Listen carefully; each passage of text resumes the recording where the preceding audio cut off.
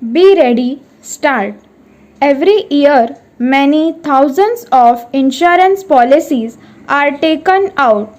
They cover a wide variety of risks ranging from fire, theft, road accidents, and other perils for insurance against rainy holidays and life insurance.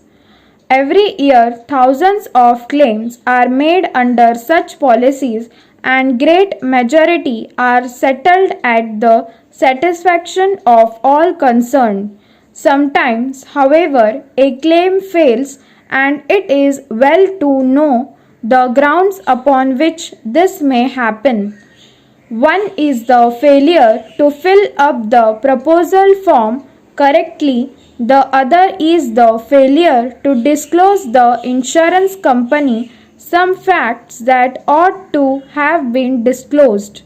These two, which for brevity we may call inaccuracy and non disclosure, often overlapped, but in law they are distinct. Para.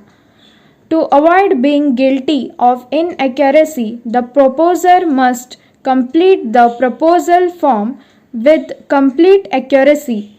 However irrelevant the question may seem, to avoid being guilty of non disclosure, the proposer must act with the utmost good faith and inform the insurance company of anything he knows that is material to the risk, whether or not they ask him about the same.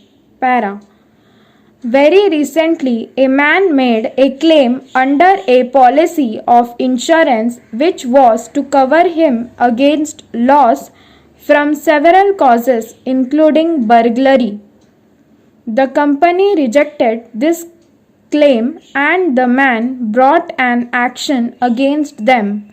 The company admitted that he had suffered loss by burglary to the amount claimed. Their case was that they were entitled to refuse because no mention had been made of a previous burglary for which another company had paid a claim.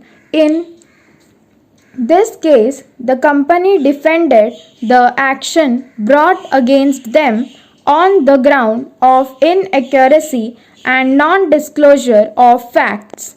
First, they pointed out that when asked for details of any previous similar claim, he had signed a declaration that he had never made such a claim.